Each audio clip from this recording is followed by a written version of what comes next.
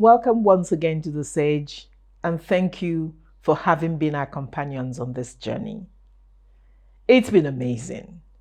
We've had the incredible opportunity of discussing with so many important people, of learning so much. We hope you also have found it interesting. Today's show is such an important one. It is also going to be a very exciting one. Today, we've decided to discuss something that is so important to us as a people, to us as a country. Education. Why education, you might ask?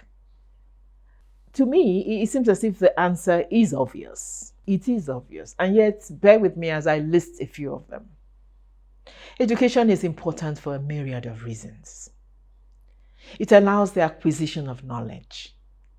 It allows financial security. It allows equality when you know you can be equal. It allows economic empowerment. It gives you self-confidence. It is a crucial pillar in nation building. I could list a lot more. And yet, in the final analysis, an educated society is crucial for economic growth. We need people to continue to learn and research in order to constantly stay innovative.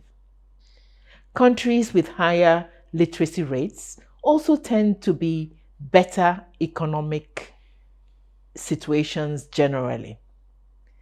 With a more educated population, there's more employment opportunities that are being opened up. Sadly, funding remains the biggest problem confronting many educational systems, but particularly the systems in Nigeria. The percentage of the budget allocated to education in 2022 was only 7.9%, a far cry from the UNESCO's recommended 26%. Today, therefore, we will be focusing, particularly as we approach the issues of election and new leadership and new direction for this country, we will be focusing on the vital level of early education, the secondary school education in Nigeria. A level critical because it is, in a way, defines quality of tertiary education. Those educational facilities have to have the right material for them to also succeed. But not just that. It is critical for life training skills. It is critical for eventual engagement in adult life as a useful citizen. Recent experience with the government in terms of commercialization and privatization has sadly led to poorer educational outcomes. I say this, and I believe it is true. Privatization is certainly not the answer. Privatization is only likely to widen the gap between the rich and the poor. It will deny many children affordable quality education. It will increase the rate of illiteracy and reduce academic performance at the tertiary level. What we need is quality secondary education everywhere in this country. This can only be achieved by collective action. Action by all of us.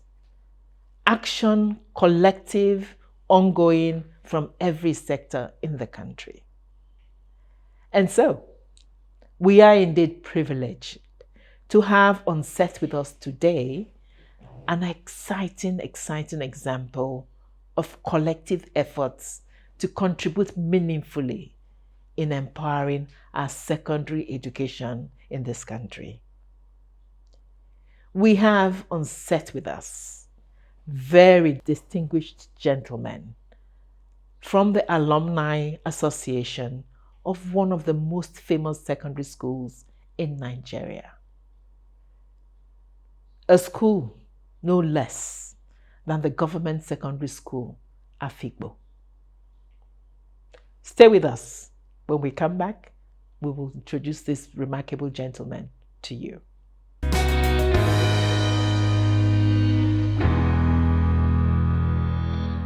Welcome once again to the Sage, and thank you for having been with us. We have an exciting program for you.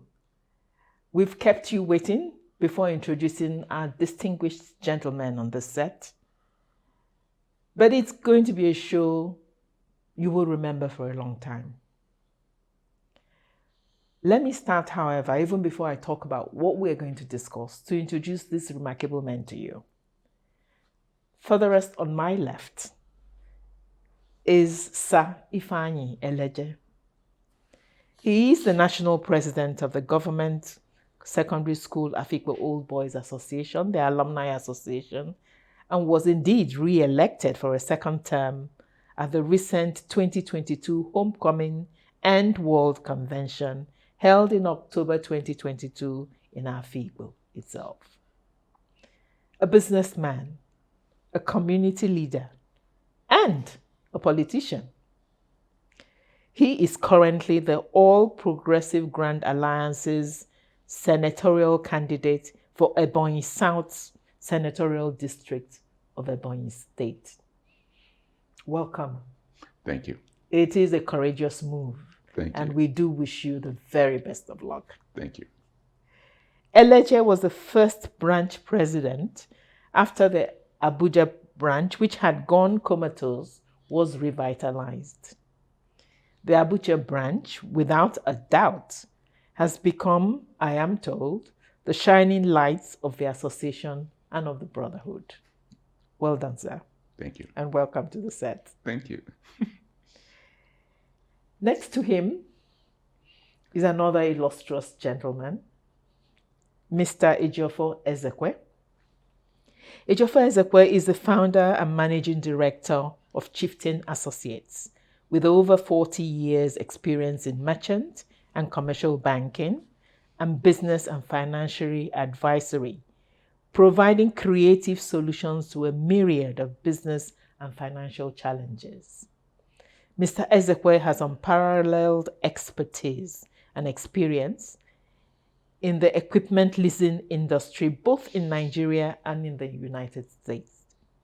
He developed the leasing product for Chase Merchant Bank, Nigeria, way back in 1983, and helped found the Equipment Leasing Association of Nigeria, of which he served as its secretary, treasurer, and then president from 1986 to 1991.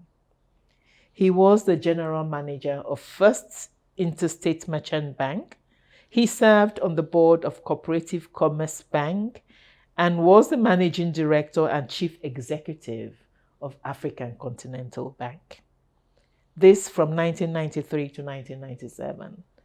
He founded Chieftain Associates in 1999. This retired bank CEO and a leading asset and leasing consultant was the keynote speaker at the recent 2022 Homecoming event and World Convention event in Afikpo. Ejio, as he's popularly known, is one of the key pillars of the Abuja branch. Indeed, he was the former branch president and significantly impacted and continues to impact the Alma Mater, the brotherhood of the association, in more ways than can be imagined. Welcome to the set, Mr. Ezekwe. Thank you. And last, but certainly not the least, on my right, is a lovely gentleman. I think I can take the privilege of calling him young man, as he told me to before the show started, because he says I'm younger than all the rest of them, but very dynamic. And as we discussed before the show, a lovely, lovely sense of humor. Thank you. He is Mr. Franklin Ginger Eke, a fellow of the Nigerian Institute of Public Relations.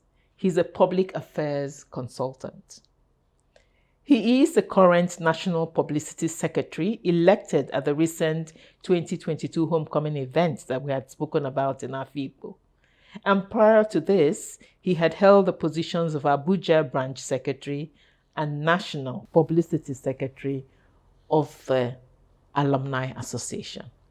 Mr. K, you're so welcome to the site. Thank you very much. Thank you very much. Thank you, gentlemen. Thank you for gracing the sage. The sage refuses to be intimidated by all these gentlemen. And so I have worn the trousers today to be a part of you. That's good. That's good. Thank you, Suze. Thank you. Welcome.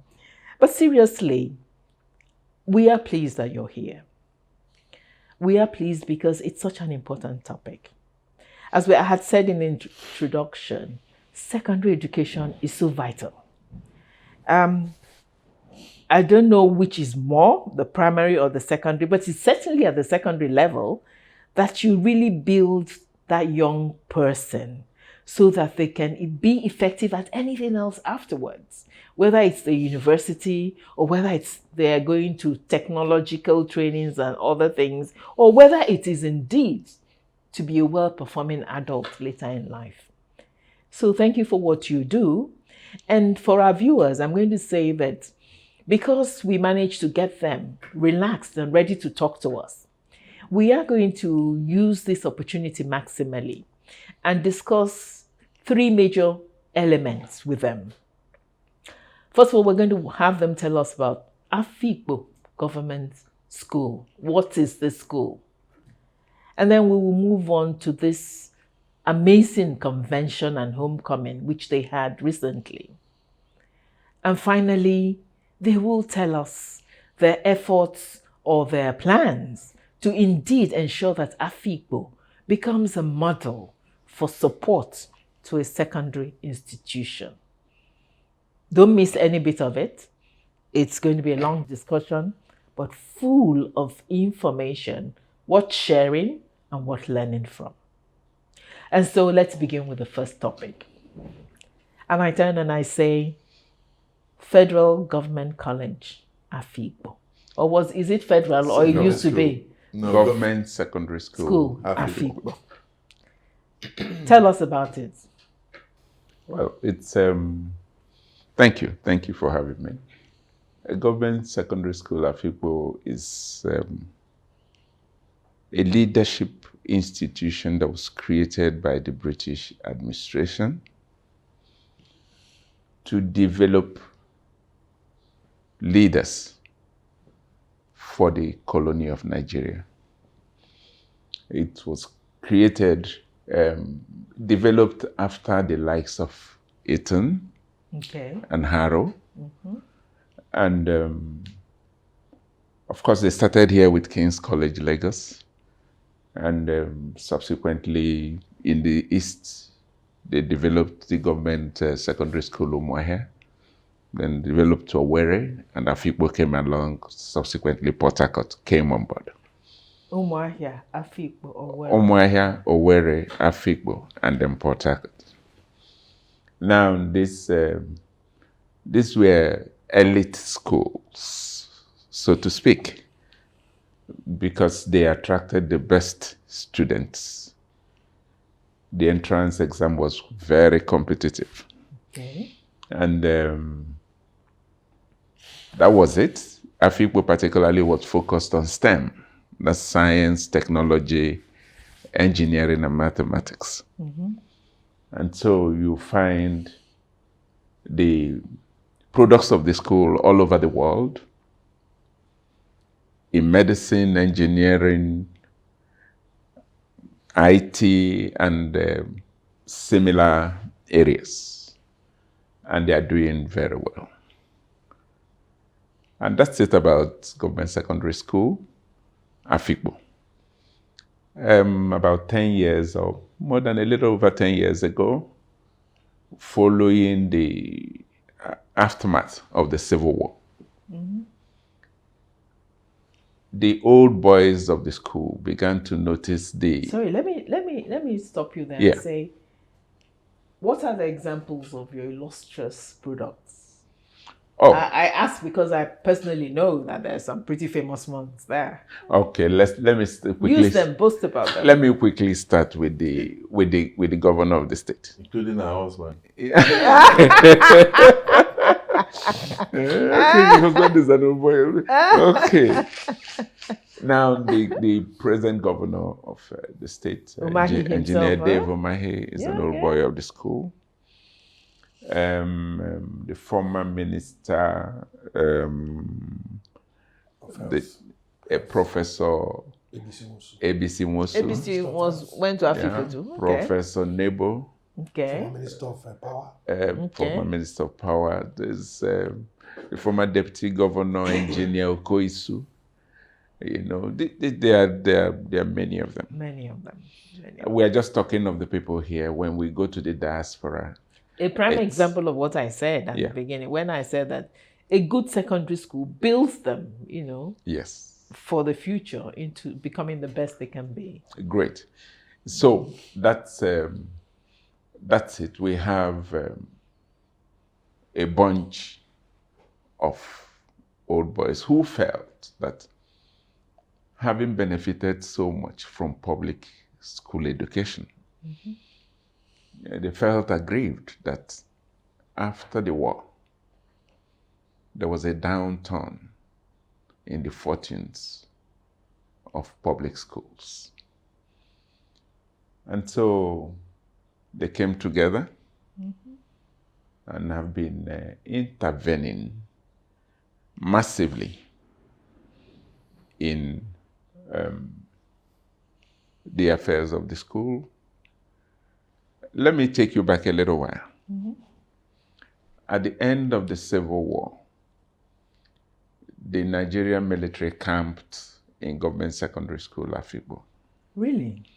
Yes, for a period of about two years. The school, when it reopened, was reopened at the Institute of Administration in Enugu because the students couldn't go back because the school was literally occupied. They were still there? Yes, the military were there. And it took a lot of negotiations with the government to get them to vacate. I think it was under one of our principals. I'm trying to remember the name. He got them anyway to leave, and the students had to go back to the school. Okay. By then, the infrastructure had completely decayed. Roofs were off, windows were out, toilets were broken. You know, it wasn't habitable. Well, they tried to manage it as it was, but it got more and more difficult over time. So the old boys began to make investments in infrastructure in the school. And they've taken it from that dilapidated state back to a position where it's one of the best schools in terms of infrastructure at present in Ebonyi State. That is an amazing achievement. Congratulations to all of you. Thank you. You know, because that shows a great deal of generosity and dedication. Well done. Thank you. So that's where we are. Maybe one of my colleagues may have something to add to it. I know that the first principal was an Australian, Charles Lowe by name. Okay. And I'm informed that his country home in Australia is called Afikpo Mansion. That's interesting. Yes. That's interesting. He's late now, but it is still there. Afikpo Mansion. Yes. I think what you need to do is one of these days get the family to send you a picture of the place. Yeah. Of the place. Yes. Yeah. So it's in those days when I went to the school, like we had the mock test. When were you in Afikpo? I joined Afikpo in 1967. I took that competitive entrance exam, and I was lucky to get in. And I got. Mr. Joffa, when were you there? This the same year. 67 set. Yeah. See, Okay, 60. we used to have brains. So I shouldn't ask Mr. Eke when he was there. Well, you can ask me. I joined in 1977. Okay, 10 years later. Yes. So that was it. It was a great school. The results, the school set results were amazing. And the children of who is who in Eastern Nigeria struggled to be there. The Okbaras, the Mokes, all their children were there. And this is very instructive. We had Emeko Ojukwo's son was there. We had students from Cameroon, from Tanzania, from Okay, from so you even Sudan. had international. from Sudan. Oh yeah. The late Prime Minister of Southern Sudan that died in a plane crash. John Garang was an old boy of the school. John Garang was an old boy of the school. Let me make the other two gentlemen and say, what about you? What was your experience of the school? I mean, you all went through there. I heard through an inside source that one of you on this set actually had a nickname was called the Ghosts while he was there in Afikpo. Yeah. Perhaps because a school is not just about the academics, it's also about what are the other things, the socialization, the extracurricular. Perhaps you want to share some of your personal experience while you were in the school. It was a great school, very tight, very disciplined. And it was all for a purpose. That is why it was set up. It was set up to lay the foundation, to provide manpower to the burgeoning administration that Nigeria was developing, okay? Realizing that secondary school really is where those foundations are laid. So it wasn't just academics, even though academics was very high, but it was in self-leadership and everything else. So your life was regimented, but it was for a purpose. It was to instill that discipline that the young kid needs to succeed in life. So we went through it, and you had to participate in everything. Okay, you must make your A1s in academics, but you also must play games and all the other social things that boarding school. And it was all boarding. You had to be on campus. They didn't want kids coming in from outside for that molding process. Now, the question of ghosts. Was it you? It was me. It was a new school year, just coming out from a long holiday. And, new school years, you are equipped with new uniforms and so on. Our uniforms at that time was white, so I was resplendent in, white shorts and white shirt. Beautifully starched and white ironed. shorts. And then with my yellow skin. And then a classmate of mine, very stupid man, looks at me and calls me Ghost.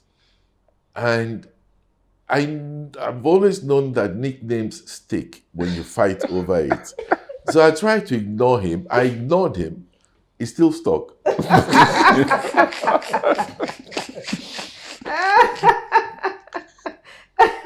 And so you forever became known as Ghost. Yeah. But anybody that calls me Ghost was from that set in Afikpo. The person knows me deep. Okay. That's The younger good ones thing don't about dare. it. They don't do They don't even know that I'm. that was That's not my very nickname. interesting. That's very interesting. Ginger, do you have any anecdotes you want to share briefly?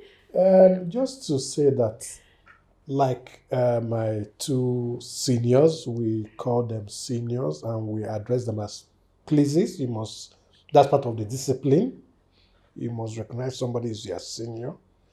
And so they come across as role models. Okay. Because it was part of the tradition of the colonial empire. you needed to accord them that respect. So our seniors, we address them as pleases.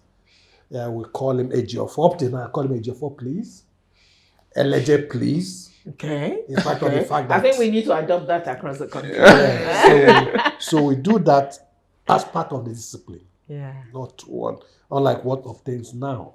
Yeah. You know, people don't have discipline and respect.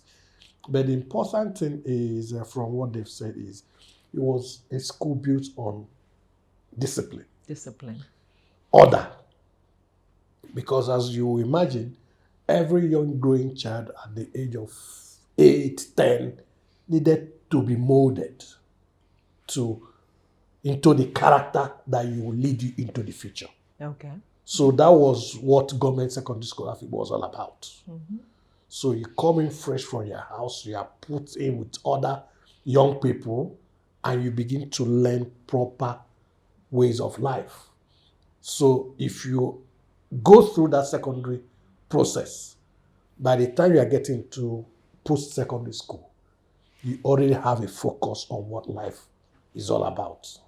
And this has helped to bring us to where we are presently. Thank you so much, all of you. I mean, the two strong takeaways, it was a school built on excellence, a school that very, very taught learning at the highest quality, knowledge sharing, but also discipline, knowing that the two in a young person needed to go together.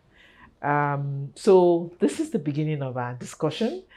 Thank you so much for having shared that. We will take a break.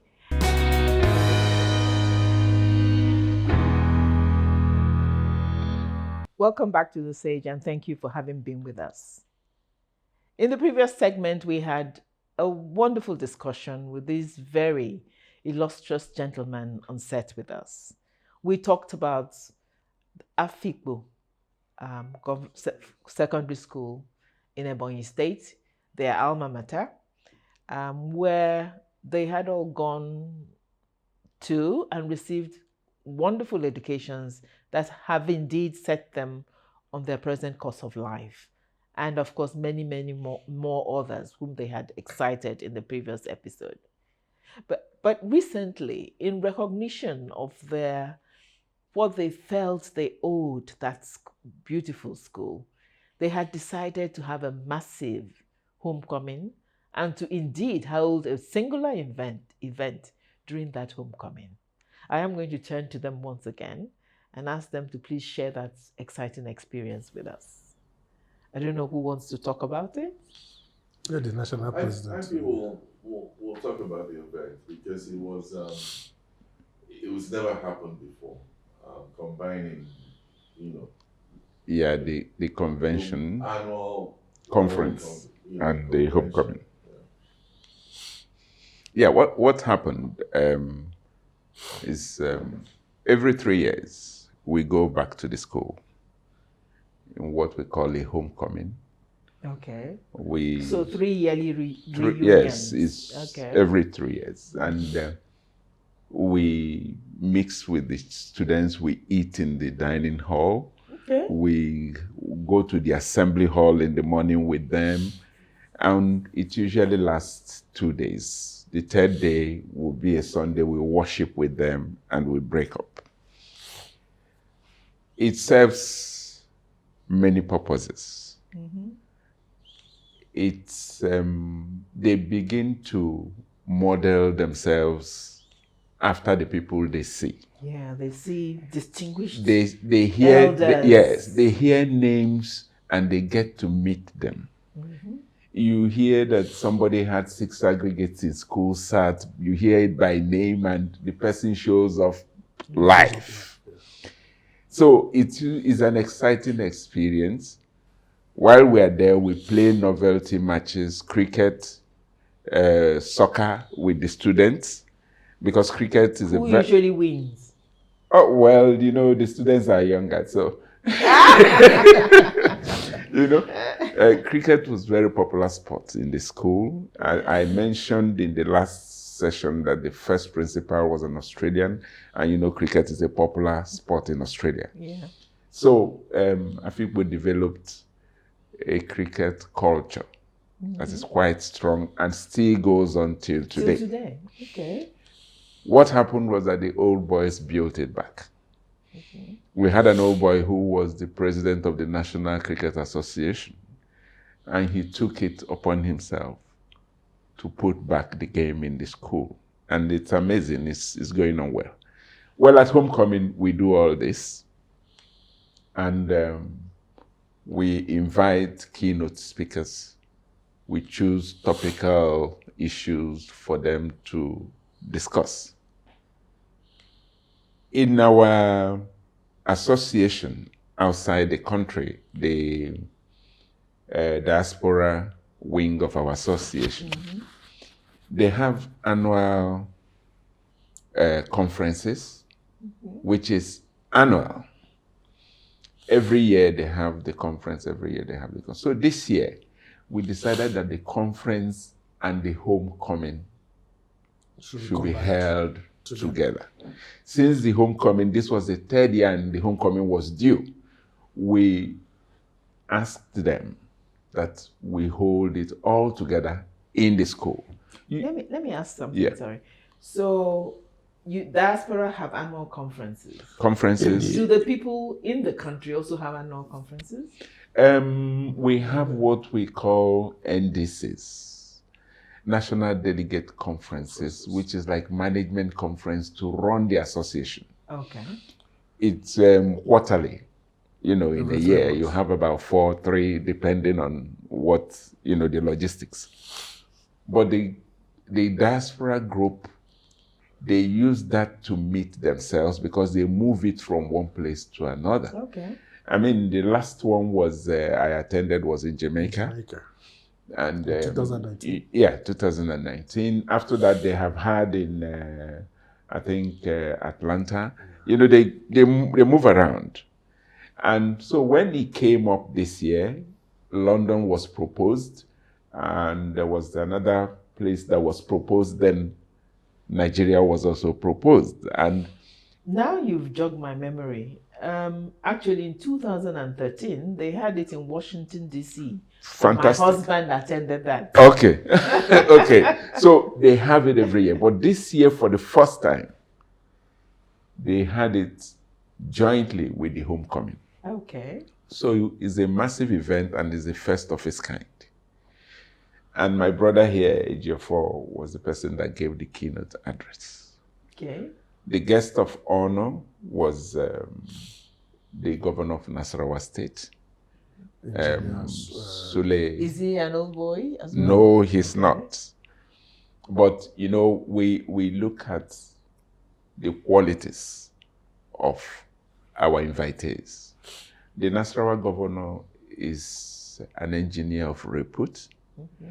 And we felt that, he can come and speak to us. As an inspiration. As an inspiration.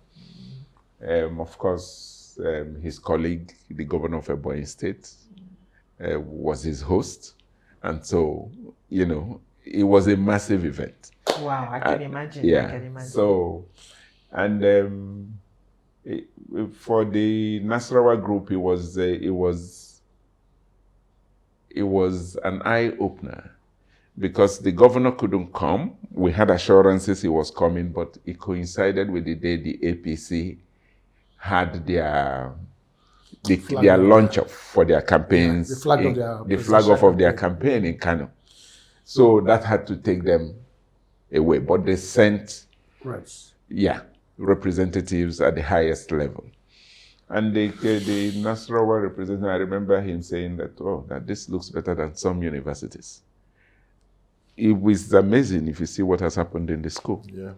So it was a good event. Well, we thank you in advance because you're going to share some clips with us, right? Yes, we will. Our audience can indeed get a feel of that exciting day. Yeah. So it's we had that event. Our diaspora colleagues who could make it were with us, and it was a joyful outing. It was a joyful outing. I'm sure all of them will have something to say about it. Let me not take the whole day. It was streamed live, so alumni all over the world were able to tune in and follow us. I was struck during that 3 days of the homecoming and convention as to how beautiful that campus is. It's an amazing place. And, after all these years, school opened its doors in 1953. To imagine that that campus is as beautiful as it was then. But the colonial governments, they would always pick areas of scenic beauty Yes. to that is true. to establish these kind of institutions and so on. Yeah. And Afikpo is an exceedingly beautiful place. At the edge of our school compound is the Cross River that flows all the way from where? Calabar to Cameroons, yeah. Yeah. to the Cameroons. It's an amazing place. But the work we had done as alumni really brought out the beauty. Let me go back a little bit as to the structures for your viewers. For the alumni in Nigeria, we have the Old Boys Association.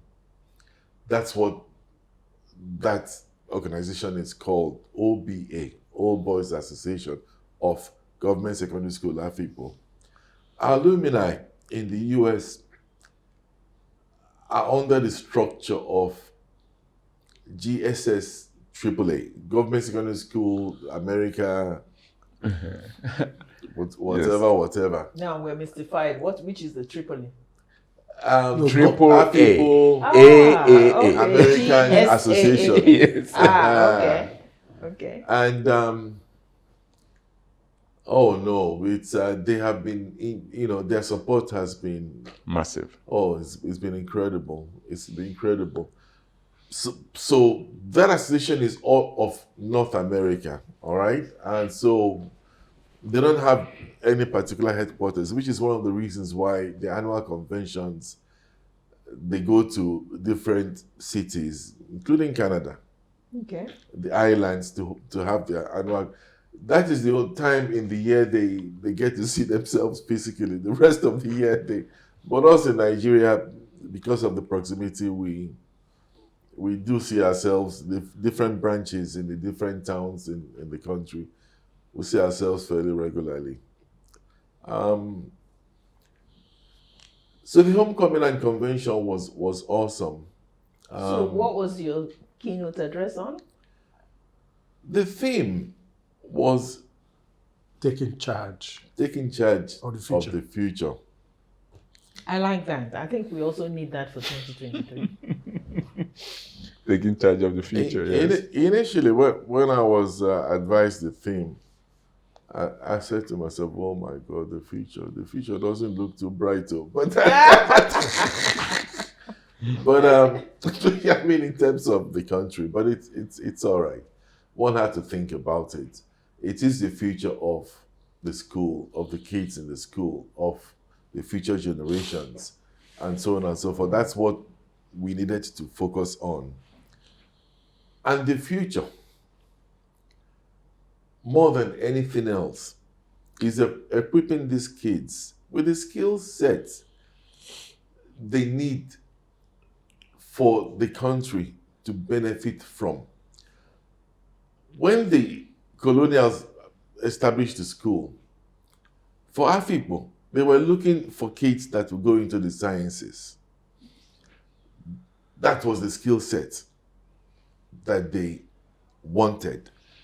And they succeeded horrendously, to the extent that from 1953 to 1967, onset of the war, 90% of the kids that graduated from that school were either doctors or engineers or academics. I think that reminds me of 90%. Umahia Old Boys too. Yes. I think that was the Omaha same was a gener- little wider. They also had liberal arts.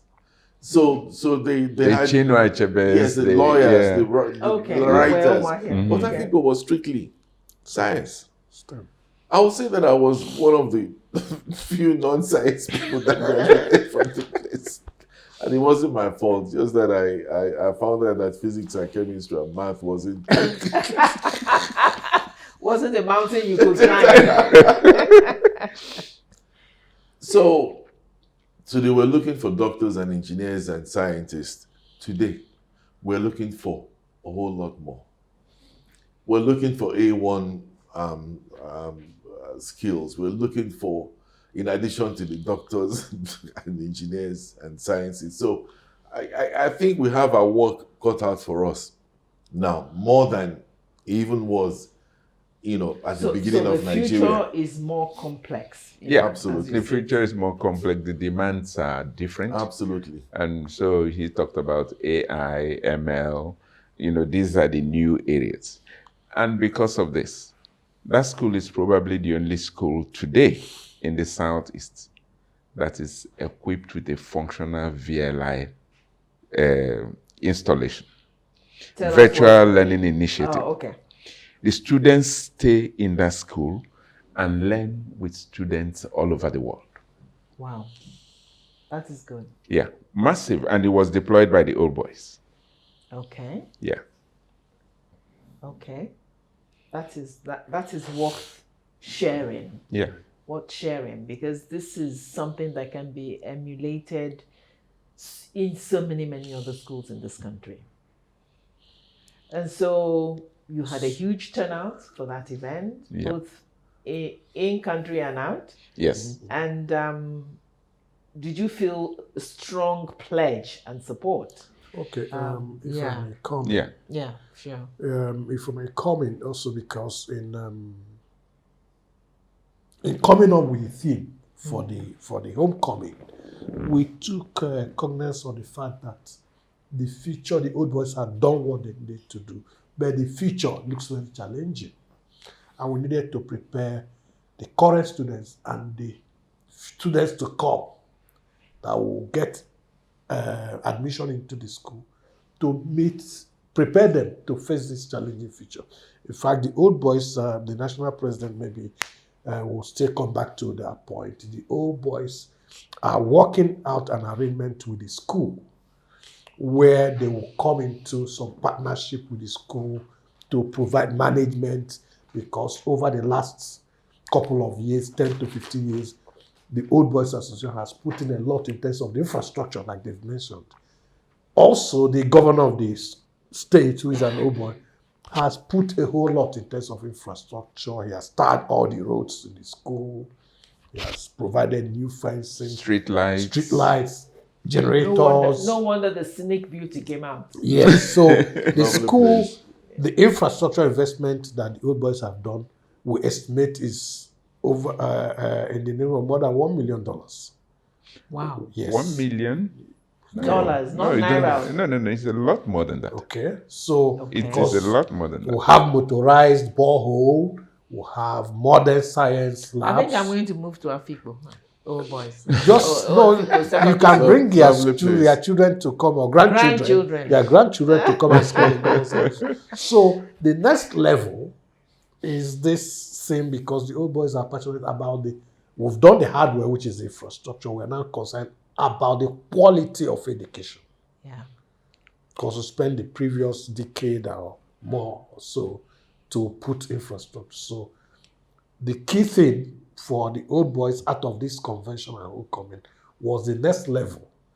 And at this point, I would like the national president to talk about. The convention also usually will give us an opportunity to have a first-hand check on the projects we've done there. We inspect the projects, and it helps us to know how the management of the school is Running the school. running the school. Sorry, let me ask you an interesting question, really, because, okay, you said you have quarterly management meetings, because you have built and developed, you've done excellent work on infrastructure. How do you maintain? How do you keep an eye and sustain it indeed. Yeah, that's the challenge. Yeah. That's a challenge because the school, they don't have a lot of, they don't have resources. And you find out that maintenance tasks, teachers, parent-teachers association, since there is no vote for that kind of maintenance Okay. from government. So it's, you find we keep intervening as we can. That's the old boys. And maybe when we go into the next session, that will all come up as some of the motivations why we have the plan for the future. But right now at the homecoming, what it does for us, and especially the one that is combined with this conference, is that the students listen to us. For instance, about taking charge of the future, which he talked about. We joined them in parade because it was on a Saturday. Usually on a Saturday, we have what you call inspection. Students stand by their bed and the principal goes around to note those students that are not quite tidy, to note them, and then you score the houses. Then they come out to the field and line up behind the house flag and march to the rostrum where the principal and the school captain addresses the students. Okay. And we join them to do this march past. Every old boy joined his former house, the house where he was as a student. Okay. It was very exciting. That must bring back memories. Yeah, it was very exciting. So we did all that, and the boys were in high spirit. They were in high spirit. It's usually... They're bound to be. Yeah. I mean, it's a remarkable example, really. Yeah. 3 days devoted to being with them. Yeah. And in which they see you doing everything they're being asked to. I mean, to me, it's so exciting. No child can see that. See these distinguished fathers and grandfathers with them doing it, re-emphasizing to them that they are in an important place. Yeah. And that there are lessons for the future to be learned here. Yeah. I mean, that's amazing. That in itself is a whole learning. It's a whole module. Yes. Yeah. So also we had an outstanding project that was commissioned during the homecoming, the School Captains Lodge. Oh yeah, I forgot to talk about that. Yes, please. Okay, School Captains Lodge. The school has a school captain. Okay. The school captain is head of the prefects. Every house has a house captain, but then the school captain is... I mean, as a student, they call them school prefect. In other schools, we call them school captain. In government secondary school, the school captain is like a god. So much authority, yeah. When we entered the school, for you to see the school captain, and he had his own apartment, which was the school captain's lodge. But this year, during the homecoming, our Lagos branch renovated that school captain's lodge.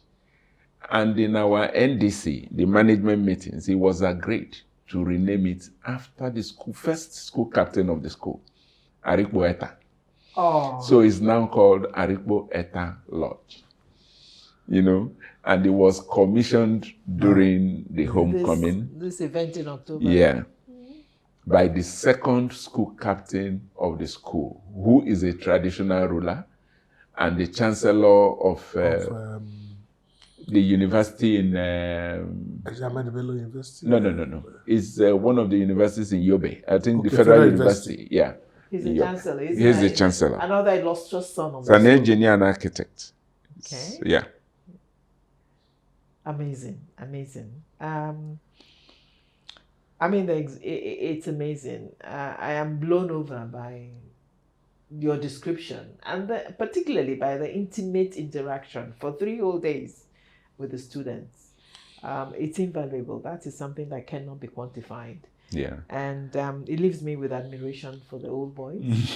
I am personally saying, don't ever give up. It's a wonderful example that needs to be replicated everywhere.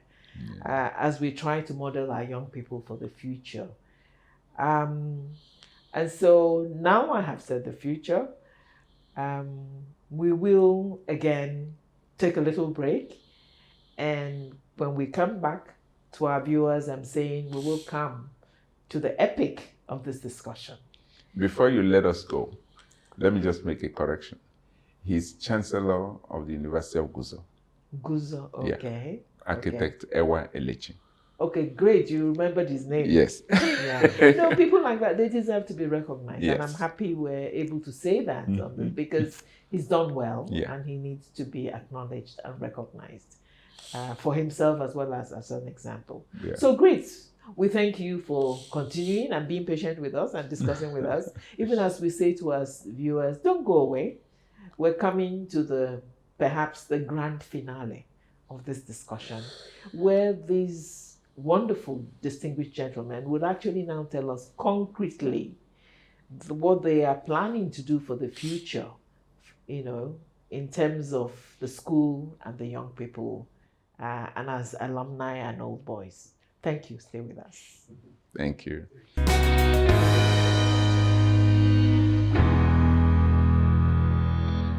Welcome once again to The Sage. Thank you for having been with us.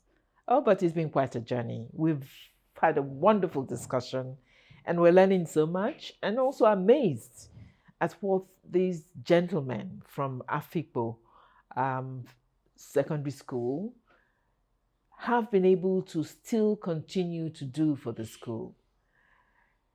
But we've come to what we think is the crux of the matter. We've talked about the decay in our secondary schools and the huge burden that it remains for, knowing that governments cannot do it alone. They have been working for years, but they have recently decided to be even more proactive in support to the institution. And so after the convention they held in October recently of 2022, they are working on concrete, tangible ways in which sustained support can be provided to the school to ensure that the young children there who are having the privilege of going through that institution indeed come out fully equipped with the best education that is possible. And so in excitement, we turn to them because we need it. We need it in every secondary school in Nigeria. What is it you're concretely going to do? You've renovated and maintained infrastructure. What next? Yeah, thank you. Everybody knows that it's a huge burden on government to run schools now, and the old boys appreciate that. Luckily, we have a governor that is also an old boy who has demonstrated his goodwill, so to speak, and commitment to the fortunes of the school. Mm-hmm. And so the old boys have indicated interest to partner with government and in the running of the school. It's a loose arrangement for now. But what I can tell you is that in the process, the old boys, both at home and in diaspora, have a committee that has worked on this project for over a year. Wow. And they have submitted various reports. At the point we are now, we needed to have a common point of contact with government. And so a legacy project has been established with a board of trustees and a memorandum of understanding to tidy up the loose ends of this project has been submitted to Ebonyi State government. Okay. I must also tell you that during the homecoming, the singular request the old boys had from government was that government should action the memorandum of understanding that has been submitted. So it is very dear to the Old Boys Association. Yeah, at this stage, it may be a little difficult to give it a name, but it's something like the Old Boys working towards taking over the management of the school. This will include, because I know you're going to ask. Yeah, I'm waiting to ask you. This will include, of course, admission process, Okay. because what you're getting is mostly what you get out. So Rubbish in, rubbish out. if you're not admitting students based on performance, of course, we are sensitive to catchment area and things like that. There will be some consideration. But if the bulk of the admitted students are high-end performers, they also pull up any other people that were admitted based on other considerations. So the admission process is important. Then the quality of instruction is important, because that is translated directly from the kind of teachers and how you remunerate them, the package for the staff. So we want to go back to what it used to be. It's not going to be a one-day event, and it's something that is a process, is a gradual process. And it also fits into what is happening in other areas. We know that our brother school, our sister school, Umuahia, has already, the Old Boys have taken over the school. I think they had their first admission last year. Last September. Last September. Okay. Under this new arrangement. Yeah, their own was more aggressive because they took it over completely. We know that government secondary school, government college Ibadan is in the process. We know that The boys have also. Yes, I think they were in the news recently. Yes. They also had a big meeting. Yeah, we know that Igbobi College, Government several secondary schools, school, because Ugeli. this thing is a burden on government. And so you find out that the attention that schools should receive to perform optimally is not really there.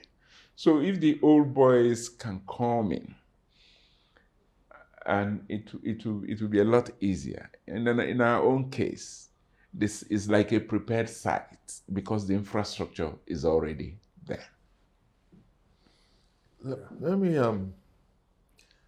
just add the fact that it's really, at the end of the day, an issue of resource. Everybody is beginning to wise up to the fact that we have to get serious in laying the foundation stone to train the manpower this country needs.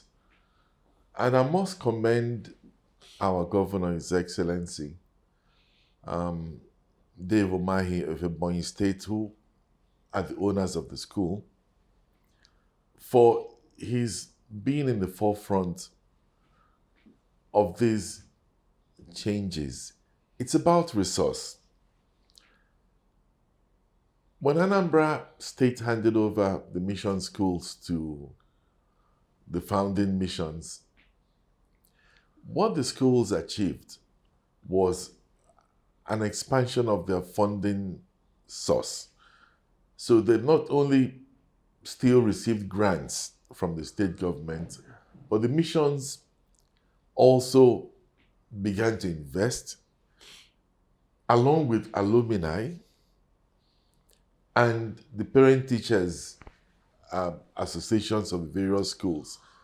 So when you go to these schools today, after 4 years of, no more than 4 years, it's almost 6 years for some of these institutions like CKC Onitsha, QRC Onitsha, DMGS Onitsha. Oh, it's a totally changed place because they have so much more money. The governments, both federal and states,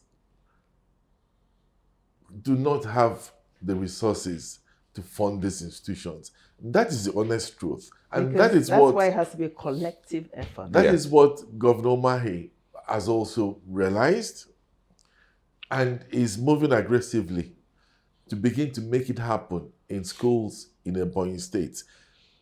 The state has handed over mission schools in Ebonyi State to the missions. Now they are moving to the next step, working towards handing over, schools that are not mission to the alumni, like ours, that have shown so much. Yeah, that have shown so real much interest. Yeah, and commitment.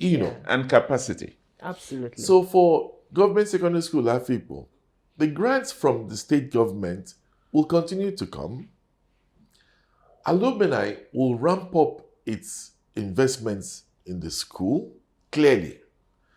But most importantly, for us, the alumni, and I'm about to let the cat out of the bag a little bit in this regards, the plans to tap endowments and non-profits for funding for that school, it's in a very advanced stage. Development partners. And I see. Okay. And I see. So you will be competing with us non-profits for that? Yes. And I see a situation where GSSA will become co-ed. Because why should you leave girls out of... How did you read my mind?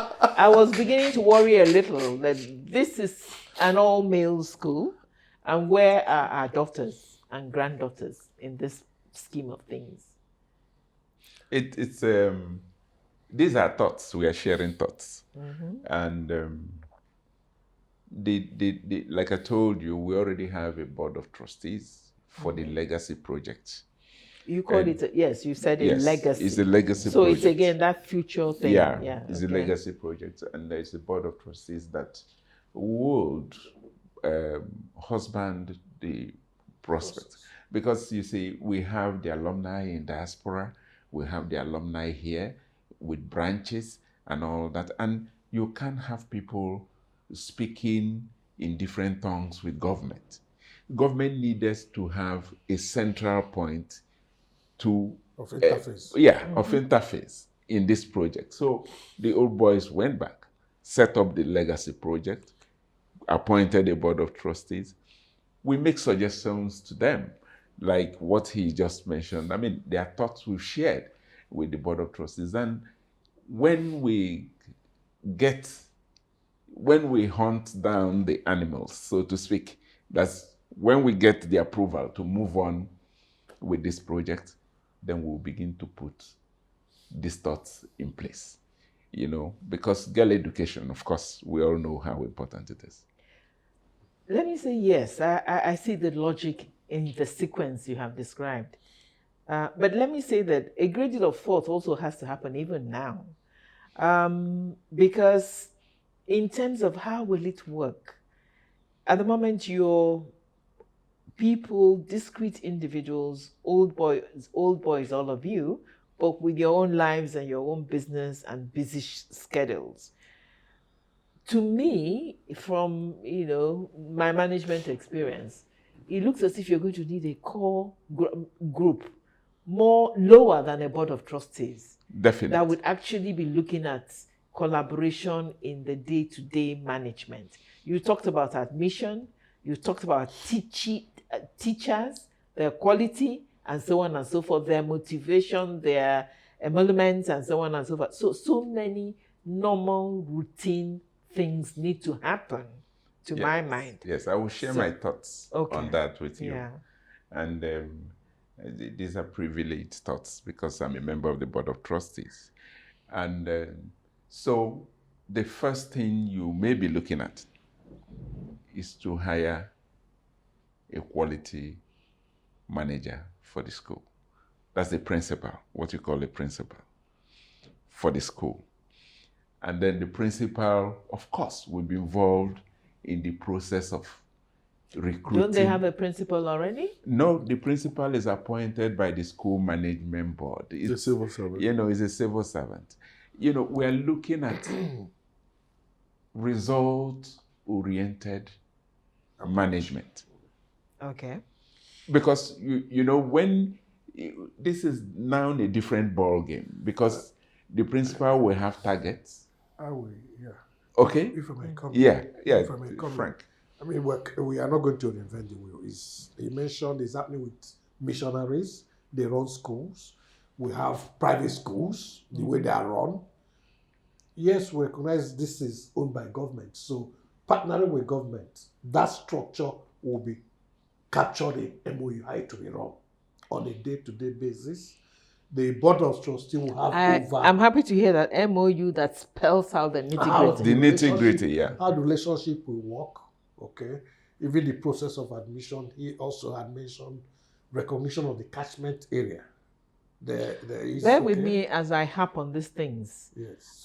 It is because I think we think on the stage here, that this is an exciting example that needs to be replicated. It is. And therefore, for people who are listening, most of our audience come from a school. I mean, they're like all of us, alumni of somewhere or something. Yeah. This is definitely something to be encouraged, so that many more of our secondary schools, we can lift them up for the sake of our country, for the sake of our young people. So if I boil down on this nitty-gritty, it is to give us the ideas so that people learn from what you have done. So please go ahead. Yes, so we are in that process. The national president had mentioned the legacy project, which is a foundation registered by CAC. Okay, the MOU has been submitted. We've also mentioned that even in our sister school, government secondary school, Alma Mater, they've already taken the same steps and have gone ahead to conduct the first set of entrants under this new arrangement just last September.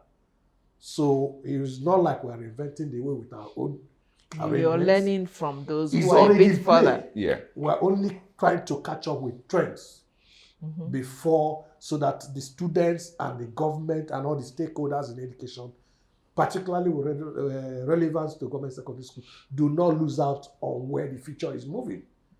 That was why the theme of the convention is taking charge of the future. The future is already unfolding, and we need to key in. We need to take charge of it. Yes, so that we're not left behind. We need to take charge of it. Yes. Yeah. And like I had said at the beginning, somewhere in the discussion, that keynote address is almost prophetic. Yes. We do indeed, in our moment in history in this country, need to take charge of the future. Indeed, it has echoed in the call of action, which I have issued repeatedly on the stage. We need to take charge of our future. We must create the change we need. For us, that is the theme of what we do as Conversations for Change, and what we're urging the country and everybody to do. And so I thank you, because I think this is an excellent example of creating the change that is so much needed. Our secondary schools, our young people in secondary school, remain almost the bedrock of young people that we want to effectively channel into our system in the country. And so what you're doing is so vital. We are turning to our audience out there and saying, this is one example that must be replicated as much as possible. Government can never do it alone. The responsibility is collective. The children are ours. The future of the country belongs to us. It is the future for our children and children unborn. We've had two different committees. Yeah. There was a conception committee that conceived the project. Yeah. There was the implementation committee that wrote the steps, and we had membership both from outside the country, from within the country. And throughout the COVID, we were meeting online. Sometimes late, people are in America, when they wake up, we are about to sleep. We meet till late at night. Okay. Then we produced a solid document that captured the essence of what we thought the future should be. Okay. We pushed it to government. Government, apparently, they took a look at it, but they already had a format for the mission schools they handed over. And so they tried to adapt our thoughts to that document to have an MOU. They returned it to us. We looked at their thoughts. We filled in the parts we felt that missed out crucial things, and we put it back to government. And that's what we are waiting for them to initiate. That is crucial additional information. Yeah. So what you're saying is, comes to my mind as I talk to our viewers and as we all learn on this journey together, is that the experience of others who have already started implementing is crucial. It is. And there's indeed a lot of information already available, Yeah. particularly from the experience of handing over schools to missions. Yes. And so nobody need worry about reinventing the wheel. I think, to me, as I listen to you, what is coming to my mind is someday, the good Lord willing, there might be an opportunity to bring together a few more of you pioneers in this effort. And therefore, representing different sectors. Okay. Federal government schools, missions, people, and so to sit down and share commonalities and share lessons learned, so that others who want to venture can indeed do so. It is crucial. I don't think I'm overflogging the issue when I say that secondary school schooling, education and training is vital. That's where characters are formed. It is. Yeah. It is. That's the foundation. That is the foundation. Can I also add something that government secondary school Afikpo will always remain government secondary school Afikpo, even when it's handed over to the alumni. That will remain the name. So it will never be a private school. No. Because when you hear private, you think about very astronomical tuitions. It will never get there. It might remain at where it is now because we, the alumni, will attract so much more funding that we won't need to depend, solely on the student on base. tuition. In addition, any kid, any child that passes the entrance is going to be tough because we are trying to... Not tough, competitive. Okay. That passes the entrance to that school will attend that school. That's why we are putting in place the endowment for scholarships to such kids. So that no matter the financial background, financial background, you get in based on merit. It's academic. It shouldn't impede your opportunity because to indeed, school.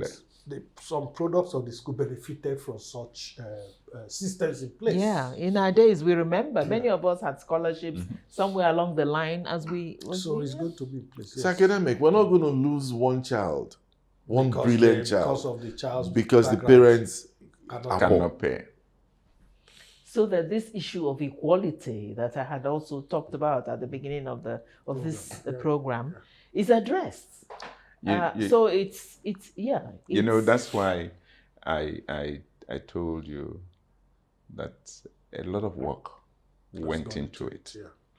We had late nights and inputs from critical stakeholders in this matter. People that looked at the community issues, people that looked at gender issues, people that looked at excellence, and these committees worked over a period and developed a document. Of course, no document is ever perfect. all perfect. Yeah. But I think they gave it their best shot. Can I suggest something? Like I had said, two things occurred to me immediately. One is someday we might have the privilege of having a few more of you who are pioneers in this area come sit and discuss your various experiences. Yes, so somebody from the mission, somebody, some of the ones that started first, perhaps like Omaya and so on, and you, and we talk about it. Sage can also leverage that opportunity. We'll be looking at some type of town hall meeting where both policy makers, decision makers, all the stakeholders in secondary school education will have to have honest discussions about how the future will play out. That will be one. You see, but I'm always wary of a town hall where people discuss and go. So it will be one strategy for this core group that I'm talking about. A core group that could call yourselves forefront or for leaders or front runners in the issue of collective support to secondary. What a town hall or a forum helps you do, you expose yourself and like minds that are also working in different small silos, not small, working in their silos, are able to see that, other people are also thinking the same challenge you are facing, the same solutions and best practices. So you're able to coalesce and become a group. So what I'm suggesting is that coalescing, that group, because which would benefit from discussions like the town hall, but would also be a reservoir of the documented lessons learned. For instance, the MOU you have is a lesson learned, which any other group wanting to do it for their school can look at. It can serve as a template. Yeah. Yes. So there's this core group resident, the name can be anything, but so that others can look and find a way to rebuild, to reach you and say, how did you do this? What was your own MOU? We recognize that every school is different. Yes. Localities are different. But however, there are bound to be commonalities that can, catalyze action. I agree with you. As you know, he said it's not an event, it's a process. It's a journey towards the future that we've embarked on, and other people have embarked in different ways. So as these things happen, you find out that people are beginning to come together. The core group, of course, will share lessons learned, and others, both experts, people have done it in some other climes, will come together, and that core team will come as a resource base for others who might want to move in that direction. But clearly, as you know, you can't go far if you do not have the support of government, because government must realize that's where the future is going to. And so beyond just the MOU, you're also going to look for a policy environment that supports this type of thing. Okay? You're also going to look for a legislative instrument that also provides the level of funding and legal environment to do this type of thing and move into a future that guarantees what we're looking for, a knowledge-driven society. Usually I end the show by asking for a few last words. I think Eke has given his. That is an excellent look at it. So I'm going to turn to both of you and say a few last words to our audience. Also, he's talked about an instrument, and so on, that will talk about the future. What about you? Any few last words on this issue? I am particularly focused on GSSA, and I can't thank the governor of Ebonyi State enough for his support, for all that has happened to the school. But we have to get it done for the benefit of Ebonyi State, the country, and mankind. Great. We agree with you. From me? To the president, of course. We cannot end without some words from you. I just, my closing remarks will be to thank Sage for this opportunity. I think Sage has a role to play. What you have done is to bring to the fore for other old boys associations to see Yes. that an alumni association goes beyond Meetings. networking for Meetings. social purposes, Absolutely. that it could assume a very productive stance in the affairs of the institutions. And so for that, I thank you. Thank you very much. We do appreciate that. And very much, because it gives us sense to what we do, which is essentially why this platform exists. It is to showcase beautiful examples like this one we have witnessed today. And we're also people of action. And we on the stage are promising that if indeed some of these brilliant lessons we've learned and brilliant ideas we've come together ever come to pass, and you find, as I call you people pioneers in this effort, that core group comes into being, and there are more people from different institutions trying to come together and move this forward as a way that is vital for our country, that we on the stage will support you. Thank We you. will provide you a forum to come discuss it. Proud in thinking and believing that we are collectively empowering and strengthening our secondary school education in this country, and therefore strengthening our country. We thank you all for having been with us. We thank our guests in a very special way. Thank you. We've enjoyed every minute of it. And do stay with us next week as we again deal with another very interesting topic. Thank you. All the best.